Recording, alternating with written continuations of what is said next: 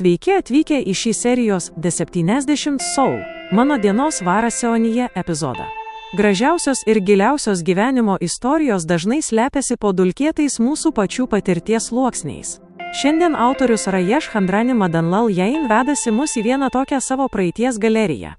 Tai 48 metų senumo prisiminimas, primenantis dienas Džabalpuro inžinerijos koledže. Tačiau iš tikrųjų tai istorija apie tylę tėvo meilę, pasididžiavimą savo sūnumi ir tą keistą akimirką, kai atsisveikinimas ir susitikimo viltis plaka kartu. Pasiklausykime jaudinančio Rajesh ji prisiminimo keistumas. Prisiminimui yra daugiau nei 40 metų. Studijavau Džabalpuro inžinerijos koledže. Tuo metu dažnai keliavau tarp Džabalpuro ir Varaseonio. Geras valstybinės transporto įmonės autobusas iš Balagato į Varaseonį atvykdavo 5:30 ryto. Tomis dienomis, kai turėdavau išvykti iš Varaseonio į Džabalpurą, turėdavau keltis anksti.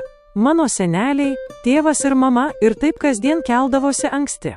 Kai būdavau pasiruošęs ir išeidavau iš namų, seneliai ir mama ateidavo prie durų drėgnomis akimis atsisveikinti, bet tėvas eidavo su manimi pėsčiomis visą kelią iki autobusų stoties. Dažniausiai su tėvu eidavome pėsčiomis. Taip darydamas, jis kartu atlikdavo ir savo rytinį pasivaikščiojimą. Mums einant valytojos kaip tik šluodavo gatves. Varaseonis tik pradėdavo busti. Kadangi tuo metu vyravo neįprasta ramybė, paukščių giesmės, ypač varnų krankimas, girdėjosi labai aiškiai. Dabar paukščių tiek daug nebeliko. Atvykdavome į autobusų stotį. Ten tėvo žvilgsnis ieškodavo kitų keleivių.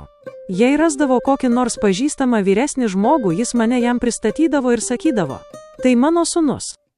Jis studijuoja inžineriją, Engineering Džabalpure. Kaip tik dabar ten vyksta." Po tokio supažindinimo jis jausdavo ramybę, kad patikėjo mane vyresniam žmogui ir kad kelionės metu neturėsiu jokių problemų. Pastebėdavau tėvo kalbėjimo būdą. Jis jautė didžiulį pasididžiavimą vartodama žodį engineering. Tada laukdavome autobuso. Kadangi nebuvo triukšmo, jis atpažindavo autobuso garsą jau iš kilometro atstumo ir liepdavo man būti pasiruošusiam su bagažu.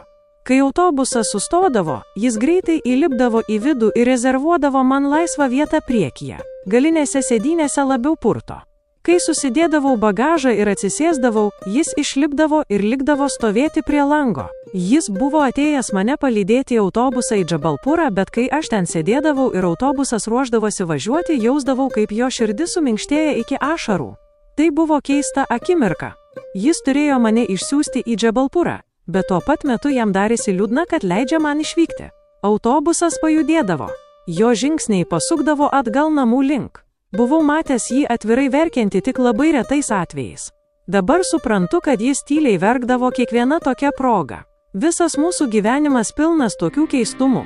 Ką tik išklausėte Rajesh ji prisiminimą keistumas. Tyli tėvo meilė, jo laukimas prie autobuso lango ir didingas žodžio engineering ištarimas. Visa tai primena mums apie neišsakytas mūsų tėvų aukas. Gyvenimas iš tikrųjų yra gražus vizualinis menas iš tokių keistumų ir saldžiai karčių akimirkų. Tikimės, kad ši istorija palietė kokį nors jūsų širdies kampelį. Ačiū, kad klausėtės Atres Ambitions. Sekite mus, kad išgirstumėte daugiau tokių nepapasakotų istorijų. Su pagarba.